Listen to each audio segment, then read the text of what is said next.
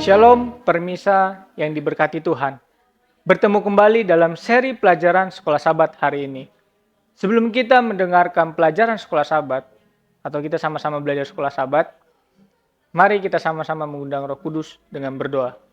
Tuhan, Allah Bapa kami yang bertata dalam kerajaan sorga, terima kasih atas berkat kasih-Mu.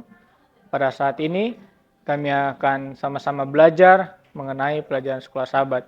Biarlah kami boleh diurapi, sehingga kami dapat memahami dan mengerti ya Bapak. Terima kasih ya Bapak, di dalam nama Yesus, Juru Selamat dan Penebus kami yang hidup. Amin. Pelajaran Sekolah Sabat kita pada saat ini, di hari Rabu 6 November 2024, dengan judul Kesaksian Bapa.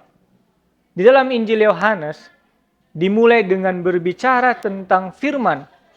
Kalau kita artikan itu logos, yang artinya bersama-sama dengan Allah. Dalam Yohanes 1 ayat yang pertama mengatakan, yaitu bersama-sama dengan Allah Bapa. Ketika firman itu menjadi daging atau menjadi manusia, Roh Kudus bersaksi tentang Yesus. Dengan hinggap di atasnya pada saat baptisnya, dalam Yohanes pasal yang pertama, ayat yang ke-32 sampai 34. Tetapi Bapa juga bersaksi tentang Yesus selama pelayanannya di bumi. Kita melihat di dalam Yohanes pasal yang kelima, ayat yang ke-36 sampai yang ke-38. Di dalam ayat yang ke-36, tetapi aku mempunyai suatu kesaksian yang lebih penting. Nah, ini menjadi kesaksian Yohanes, yaitu segala pekerjaan yang diserahkan Bapa kepadaku, supaya aku melaksanakannya. Pekerjaan itu juga yang kukerjakan sekarang, dan itulah yang memberi kesaksian tentang aku, bahwa Bapa yang mengutus aku. Dalam ayat 37, Bapa yang mengutus aku, dialah yang bersaksi tentang aku. Kamu tidak pernah mendengar suaranya, kamu tidak pernah mendengar rupanya, dan tidak pernah kamu lihat.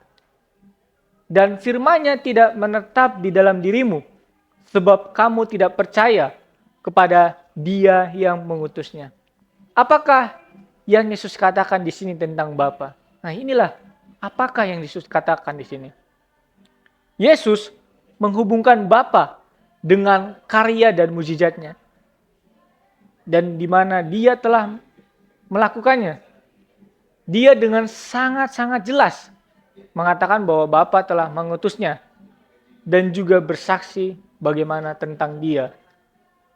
Dalam Matius pasal yang ketiga ayat yang ke-17, dan di sini juga dalam Matius pasal 17 ayat yang kelima, lalu Markus 5 ayat 1, Markus 1 ayat 11, dan Lukas 3 ayat yang ke-22. Dan juga lihat di dalam 2 Petrus 1 ayat yang ke-17 dan juga 18. Matius 3 ayat yang ke-17. Lalu terdengarlah suara dari surga yang mengatakan, inilah anakku yang kukasihi, kepadanya lah aku berkenan. Dan tiba-tiba sedang ia berkata, turunlah awan yang terang menaungi mereka. Dan dari dalam awan itu terdengar suara yang berkata, inilah anakku yang kukasihi, kepadanya lah aku berkenan. Dengarkanlah dia.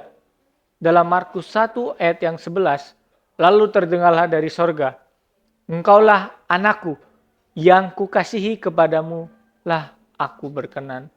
Lalu kita juga bisa melihat dalam Lukas 3 ayat yang ke-22, dan turunlah Roh Kudus dalam rupa seperti burung merpati ke atasnya. Dan terdengarlah suara dari langit, engkaulah anak yang kukasihi, kepadamulah aku berkenan. Dalam 2 Petrus 1 ayat yang ke-17 dan juga 18, kami menyaksikan bagaimana ia menerima kehormatan dan kemuliaan dari Bapanya ketika datang kepadanya suara dari yang maha mulia, yang mengatakan, inilah anak yang kukasihi, kepadanya lah aku berkenan. Nah, suara itu kami dengar datang dari sorga. Ketika kami bersama-sama dengan Dia di atas gunung yang kudus, apakah yang Bapa katakan tentang Yesus? Nah, inilah menjadi pertanyaan yang boleh kita jawab. Apakah yang Bapa katakan tentang Yesus? Pada saat pembaptisan, Yesus, Bapa dan Roh Kudus bergabung dengan anak. Untuk menandai peristiwa penting ini, dimulainya dari pelayanan Yesus. Lalu Bapa mengatakan bahwa Yesus adalah anak yang dikasihinya, kepadanya lah Ia berkenan. Namun pada saat yang sangat penting dalam pelayanan Kristus, Bapa berbicara sekali lagi. Kali ini seperti yang dicatat dalam Injil Yohanes, segala sesuatu yang mencapai puncaknya pada hari-hari terakhir pelayanannya. Para pemimpin agama yang tidak dapat menghentikannya. Kita bisa lihat di dalam Yohanes pasal yang ke-12 ayat yang ke-19.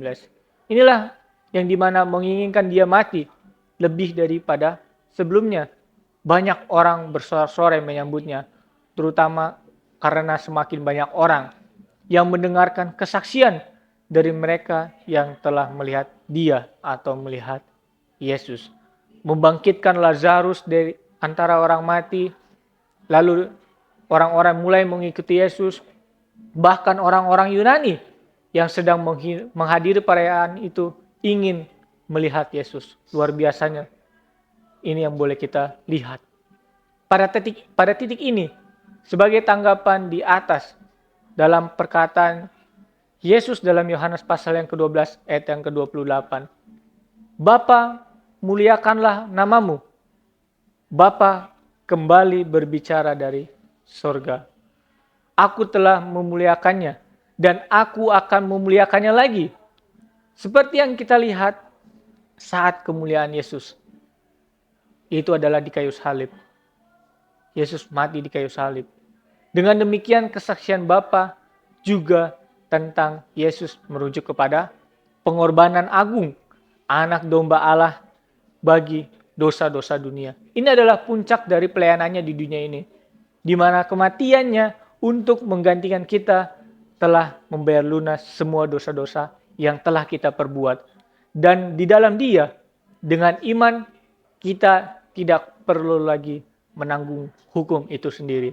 Jadi dari pelajaran ini, kita bisa ambil bahwa Tuhan menanggung dosa kita. Tetapi balik lagi kepada kita. Apakah kita mau tetap mengikuti Tuhan? Apakah kita mau menyerahkan hidup kita kepada Tuhan? Melayani Tuhan. Dan kita boleh sama-sama datang kepada Tuhan. Kiranya Tuhan memberkati kita semua. Sebelum itu, mari saya ajak untuk kita sama-sama berdoa. Tuhan, terima kasih atas berkat kasih-Mu pada kami. Pada saat ini, kami sudah mendengarkan, kami sudah mempelajari pelajaran yang begitu istimewa. Biarlah apa yang kami pelajari ini boleh kami pakai dalam kehidupan kami dan boleh kami lakukan dalam kehidupan kami sehingga kami menjadi saksi-saksi Tuhan, sehingga kami menjadi terang bagi jalan Tuhan. Engkau berkati Tuhan bagi orang-orang yang sama-sama belajar pada saat ini. Engkau berkati pekerjaan, biarlah Engkau boleh melancarkan segala rezeki dalam pekerjaan, dan itu boleh menjadi kemuliaan dan kepujian nama Tuhan. Engkau berkati juga setiap kegiatan yang dilakukan, biarlah Engkau boleh menjaga dan menyertai Tuhan. Engkau berkati juga setiap kesehatan, mungkin ada yang sedang sakit, biarlah Engkau boleh sembuhkan segala penyakit, dan boleh sama-sama berbakti untuk memuji dan memuliakan nama Tuhan. Terima kasih ya Bapa, di dalam nama Tuhan Yesus yang menjadi Tuhan dan Juru Selamat kami yang hidup. Amin.